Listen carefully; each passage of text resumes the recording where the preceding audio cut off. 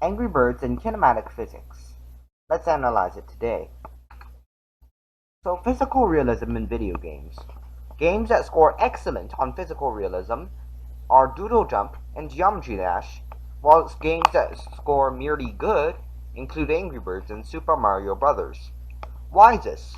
Well, today we're going to be analyzing Angry Birds, and more specifically delving into detail later on. Now, the hypothesis. The height of the middle three birds in height, the yellow bird, the green bird, and the red bird, will be approximately 5 meters, and the birds are undergoing a constant downward acceleration, regardless of the time or location of the bird in the arc. This hypothesis was completely incorrect. The birds were approximately half a meter in height, and furthermore, the acceleration was not constantly downward. In fact, the acceleration could be more described as a change in direction, and after the direction had been changed, the acceleration disappeared, even though it followed a free fall motion arc. It had followed it using a constant speed, which means that it is not like Earth's acceleration. Here's the abstract. You're welcome to pause it and read the whole thing, but I'll just give you a quick recap of it. Physics are at the core of the game, and many games, Angry Birds among them. You launch some birds with a slingshot, and the birds fly in arcs, quadratic arcs, parabola arcs, and hit the pigs. The arc part is what we're interested in, since we want to know the scale of the bird. You can analyze these arcs frame by frame, and assuming the time passage is not diluted anyway, and assuming that gravity is the same as Earth gravity, we can determine the height of the birds. We then compare them to their actual biological species heights and make adjustments to the game on how it could be more realistic. I also hypothesized that the acceleration was like Earth's acceleration. This was wrong, as previously stated, and also the scale of the birds was off from my predictions, so my hypothesis was doubly wrong. Now, the conditions for solving this problem is that the birds are in free fall motion and gravity is 9.8 meters per second squared. Let's go on to it. Research methodology, 1 out of 2. So how did I analyze these angry birds? Well, enter the ticker tape timer. Every 0.02 seconds, a single dot is punched in a piece of paper, and the closed dots indicate that the paper is moving slower, and vice versa. Now, how does this actually work? Well, let's see this in action. Notice how on the right, the dots are a lot denser than the ones on the left. Since one dot is punched every 0.02 seconds, if the paper moves a far distance in the 0.02 seconds, the dots would be farther apart, and vice versa.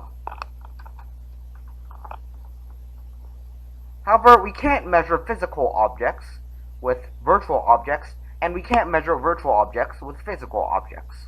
So what did I use to measure a virtual object? We'll enter the video ticker timer.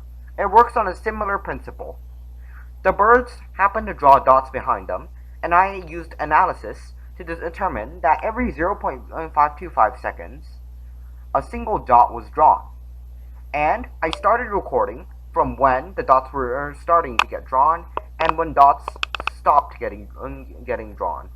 And I came up with this ratio. Now, this is free fall motion, meaning that no other force aside from gravity is acting on it. This will be an important factor later on, since we only have to calculate the gravity. Now, since we already have a ratio between the dots and the time, we know that 0.74 seconds have elapsed since the peak and the location of the bird. And, using a kinematics formula, and using the precise value of gravity on Earth, 9.81 meters per second squared, we get that height is 2.7 meters. And the bird is 0.45 meters tall. In comparison, for a human being, for reference, is 1.7 meters tall. These are all the birds in a realistic scale. And this is raw data. And this is raw data compared to their actual real-life species equivalent. Now notice how every single one of the birds are larger than their real-life equivalents, except for the white bird and the black bird. This would mean that for every species, if it were to be represented realistically in the Angry Birds game, gravity would appear to be a stronger force and to bring them a further on-screen distance because comparatively the birds are smaller, except for the white bird and blackbird, where gravity would appear to be moderately weaker. This is just because of proportion, and gravity itself has not changed. It only accelerates things at 9.8 meters per second squared, but that 9.8 would look a lot bigger. Now, why is Angry Birds unrealistic? Well, on the left, it's a PHET physics simulator, and on the right, it's the Angry Birds game. On the left, it's dense at the top, and on the right, it's not. Gravity accelerates things, so it gets faster at the bottom. As you can see, on, for example, the right extreme, the dots are getting looser and looser from each other, while at the top, they're dense together. And as for the Angry Birds games, there's no acceleration, so the dots are all evenly spaced. Therefore, Angry Birds is not realistic in this aspect.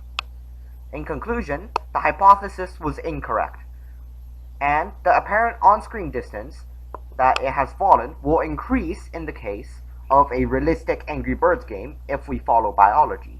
It was also incorrect on the magnitude of the size and also on whether acceleration was present in the game. The birds do not follow normal physics on Earth because of the lack of acceleration, and they don't actually change their speed or the magnitude of their velocity. These are the works I've cited. Thank you for listening to my presentation, judges, and I hope you make it a great day. And for my final acknowledgement, I would like to thank my mother, Mingzhou, for helping me throughout the entire project, including giving me inspiration for the project and helping to give me a hypothesis. I would also like to thank my teacher, Miss Davy, for helping edit my report and also my presentation, and also giving me invaluable assistance for the organization of both of them. Now I'd like to thank you, the judges, for reading my report and taking the time out of your own lives to listen to this 8th grade, 7 and maybe a half minute presentation. Thank you so much.